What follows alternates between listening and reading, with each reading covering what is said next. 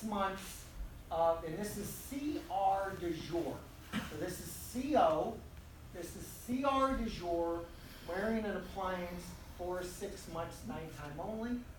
This was 3 months of full-time wear. And so you can see that that right condyle was able to travel even further superiorly when we took the teeth out of the equation completely. And so, Dave, here are your 18-month later images.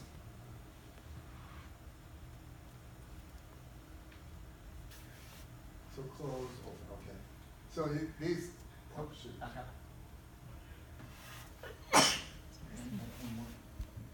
No, no. That's okay. Got it. Yeah, so these look pretty good now. So we have a nice cortex, that's the white line around the top of the condyle. The condyle is seated in a fossa, which is good. This looks really good as well. So we haven't gotten any changes there. That condyle is seated. The translation, the open is limited, which is not sure why that is. Maybe the disc, Huh? maybe the disc. She had a reduction on the right side, Yeah, no well, reduction on the left side. The left side was translated further in the MRI. Yeah. So over time, this is what I did my thesis on when I was in graduate school, sort of this whole sequence. Over time, generally we expect motion to come back if it's limited, and it's usually through sort of adaptation of the posterior attachment, and the disc, if it's been out a long time, will start to shorten the AP dimension. So usually signs and symptoms go down and motion comes back. Another thing, sometimes when they do the CT scan, they don't have them open all the way. So That's, I've noticed that. Yeah, so Yeah. I don't always believe this completely, because the patient may just not open all the way.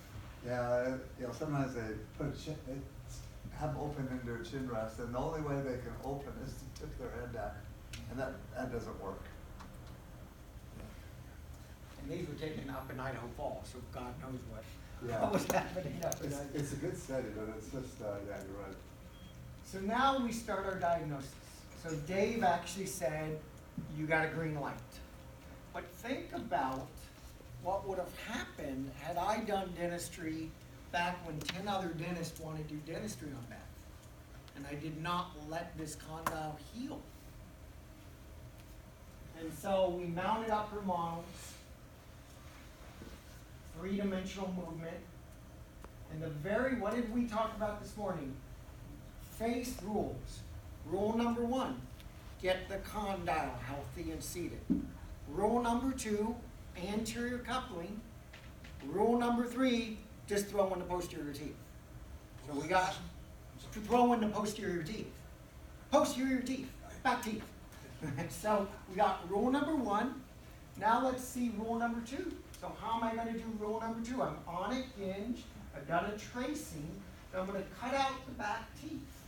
And sure enough, number 6 and 27 are the only 2 anterior teeth to touch.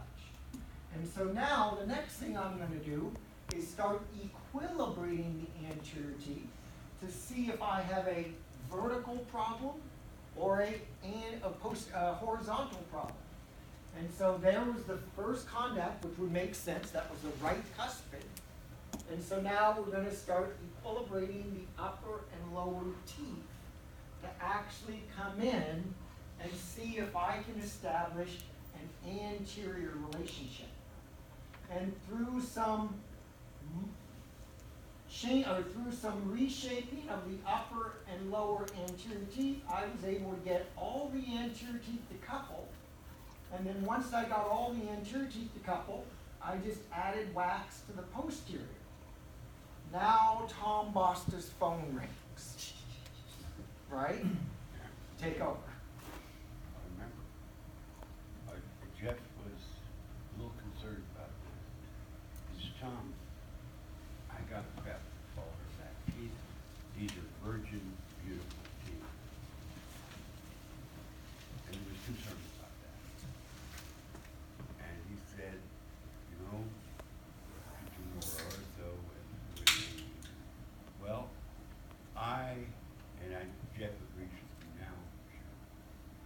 I wouldn't dare do ortho on that joint. Okay? I'm gonna stress on the joint.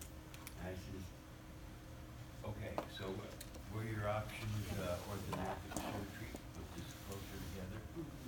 Okay? I just said, what would you do if this was your daughter or your loved one? Do you wanna prep some teeth, or do you wanna put them through orthodontic surgery? After which, if you get lucky and the equilibrate, you can't, you're gonna have to restore them, right? What would you do? I always put myself as high in the